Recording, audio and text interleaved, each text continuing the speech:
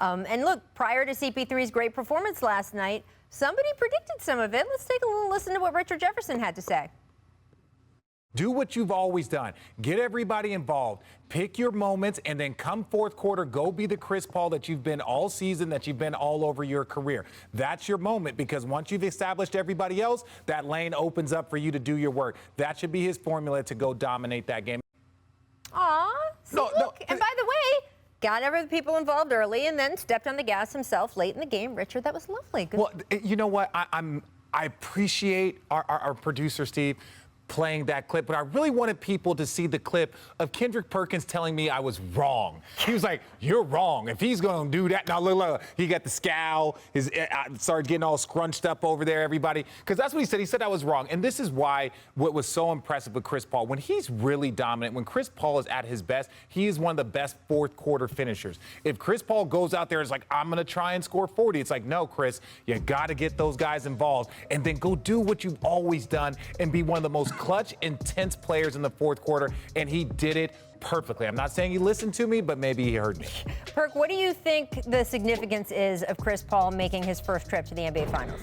Well, Rachel, I think it's everything, but can I address Richard for a second? Numbers on the house, Perk, go do it. Yeah, please, because first of all, look, Richard, you wasn't wrong for us the aspect of Chris Paul taking over the game late, because he did just that, right? But at the beginning of the game, if you were actually watching the game, the Clippers were in the zone. So it wasn't like he was running high pick and roll and dissecting the defense. They actually was punching it into DeAndre Ayton in the paint, because the Clippers were small, and it was coming from everybody. It wasn't just Chris Paul. I literally just said get everyone involved.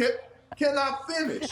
Can I finish? The Chris Paul that I witnessed last night, I saw him coming out actually searching for his shot. But I saw Devin Booker, I saw Mikal Bridges, I saw Jay Crowder actually making the emphasis to get the ball in the middle to DeAndre Ayton, and they got out of the zone in the second half. Now CP3 was bringing Big Cousins up in the high pick and roll and dissecting him. That's how he was able to get downhill. You can fool everybody else with that. You can answer the question. The significance of Chris Paul's first final appearance. Like you answered the question. Yeah, that's not what we're talking about. You know what? It was everything. It was everything. You know why? Here's why. Because it's not what you do, it's how you do it.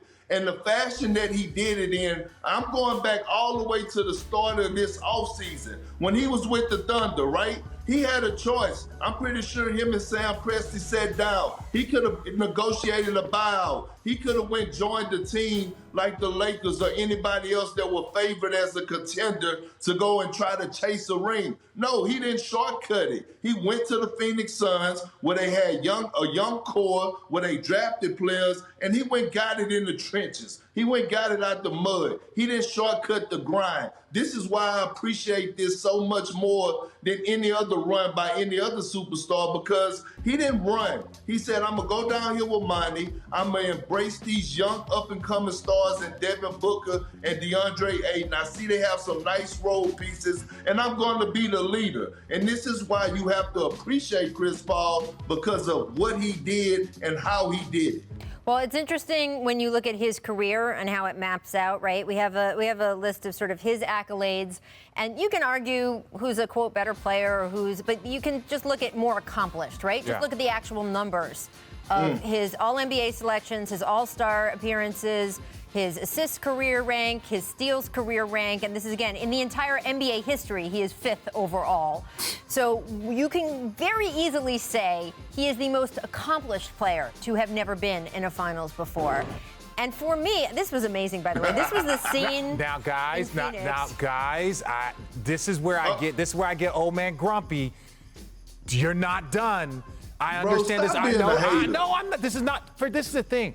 Giving some joy. You are being upset. You want to tamp down. I'm not. No. I just know that first time my rookie year we went to the finals, this is what it was like. Second time, and we lost. Second time we go to the finals, it's like, no, there's no parties. There's no drinking. I'm sorry. What? So the second time you went to the finals, you weren't like that. You weren't reveling in it. You weren't doing the parties. And what happened, Richard? Yeah, I understand we lost, but there's a level of focus. We did better. We did better in the second lost finals. by less. We did better. We did better. We're still the greatest Nets team of all time. Hey, man, let these... Barely.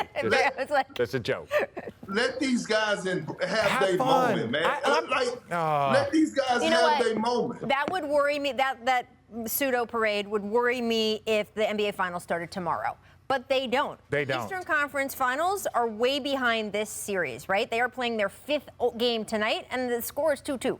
So we know that the Eastern Conference Finals will go to 6 games at least, and then there will be a couple days until the NBA Finals start. So I am okay with them having a nice moment with their fans because they couldn't do it in their own building. Just stay hungry. That's all I'm saying. They got 5 more days to stay hungry, if not more. Stay hungry and grumpy. We'll do. The only thing I want to say about Chris Paul is this. One of the reasons I have liked covering and watching Chris Paul for his whole career, beyond just the magic he does on the court, is he is a scrapper, right? He is a smaller guy who has had to get into the NBA and be the point guard that he is by scrapping, by being competitive for every single inch, by working. This was not just God gave him the talent and body to be an NBA star.